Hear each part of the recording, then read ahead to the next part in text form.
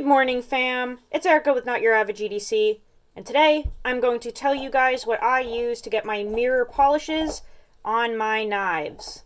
A lot of people have been asking about that lately, what I use to get this really clean finish.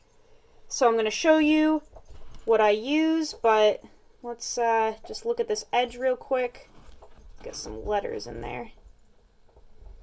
So if you're looking to get an edge that fully reflects things like this, I have one strop that I use to achieve that.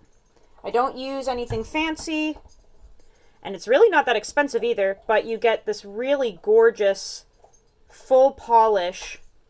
And what I use is this River's Edge Cutlery bat strop. I think you can get these from other places as well.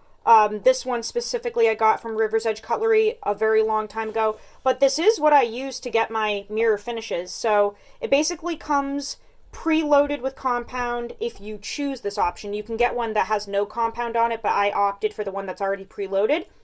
So it comes with 3 different compounds. And then it comes with a 4th side that has bare leather. And the compounds are 3,000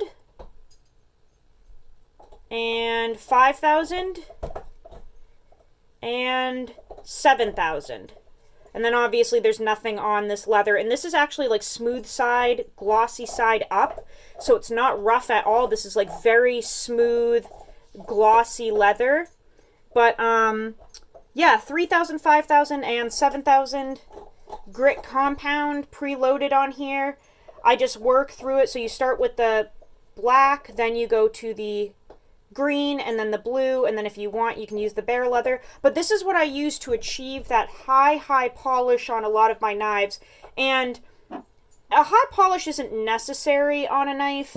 There are many types of steel that I actually don't like putting a high polish on because it can take some of that bite away depending on what steel you're using.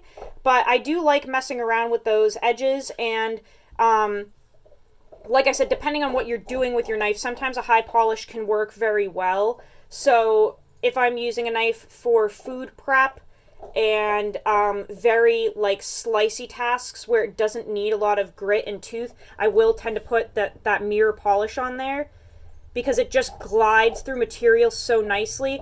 But you are, with certain steels, sacrificing that bite. So just be aware of that. There are some steels that just don't perform as well with a high polished shiny edge like this. Like actually S45VN, like this Chris Reeve here, will not bite a lot of materials with this high polish. Like this is not, S45 is not a steel that you want to polish up a lot if it has a lower heat treat because it'll glass it out. So this is a very glassy edge, but it goes through the food that I'm working with very well.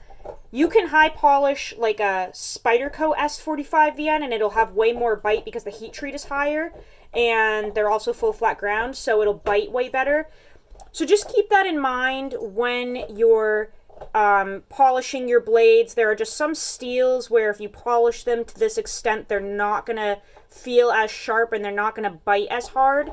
So just something to keep in mind. But if you're looking for like a super slicer that'll glide through most materials with ease, that strop is a really good way of achieving this level of polish. So just something I wanted to throw out there to you guys. Like I said, you can get these types of bat strops from DLT and other companies.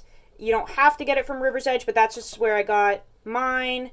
And there are, all different sizes and types that you can get. But yeah, this is a very high polish edge. There's actually no scratch pattern on this edge any longer. It has been completely removed with that 7,000 grit compound. So I just wanted to fill you guys in on that. I'm going to try to make more content with sharpening supplies and stropping supplies because that's something I get asked about a lot.